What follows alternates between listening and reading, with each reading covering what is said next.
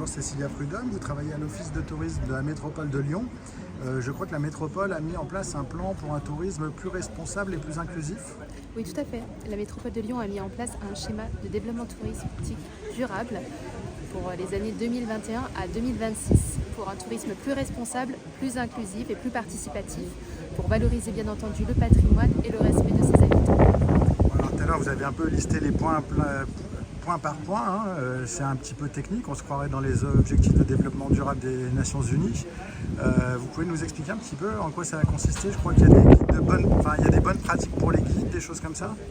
Tout à fait. L'Office de tourisme a mis en place, de concert avec la ville de Lyon, les acteurs du guidage, donc des associations de guides touristiques professionnels écartés, une charte des bonnes pratiques du guidage au sein du périmètre UNESCO.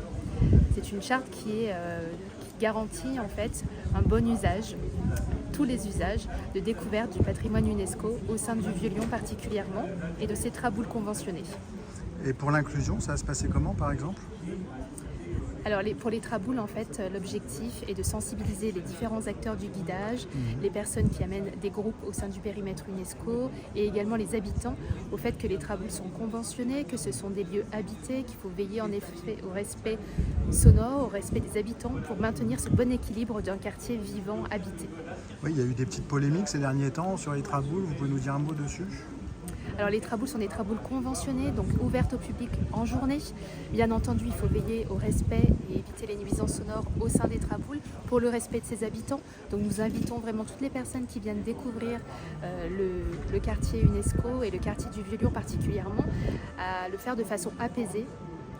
Donc ce sont les consignes en effet qui sont partagées par les conseillers en séjour, mais aussi les guides conférenciers lorsqu'ils se déplacent dans ce secteur. Et nous mettons en place en fait un dispositif d'agents mobiles à partir de fin juin pour 4 mois pour être vraiment sur le terrain auprès des habitants et des visiteurs pour les sensibiliser au respect de la propreté, au respect des habitants, notamment en ne parlant pas dans les traboules pour que ce lieu soit préservé et qu'on puisse continuer bien sûr à le faire découvrir.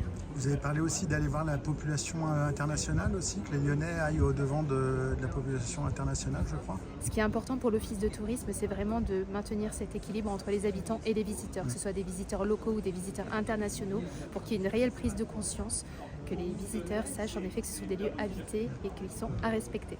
Bon, par contre, il faut aller les voir parce que c'est quand même l'héritage renaissant lyonnais et puis c'est la résistance aussi. Oui, tout à fait. Ces traboules sont un patrimoine bâti qui sont vraiment fantastiques, qu'on souhaite préserver.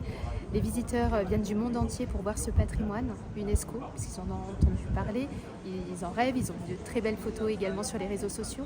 Donc on ne peut pas bien sûr les empêcher d'y aller, mais il faut que ça se fasse en effet avec de la bienveillance et du respect. Il y a en effet pas que les traboules dans Vieux-Lyon, il y a aussi des magnifiques escaliers, des cours, des miraboules, des passages, des jardins. Donc on essaye de valoriser tout cet ensemble architectural pour en effet que le visitorat ne se concentre pas sur quelques traboules particulièrement.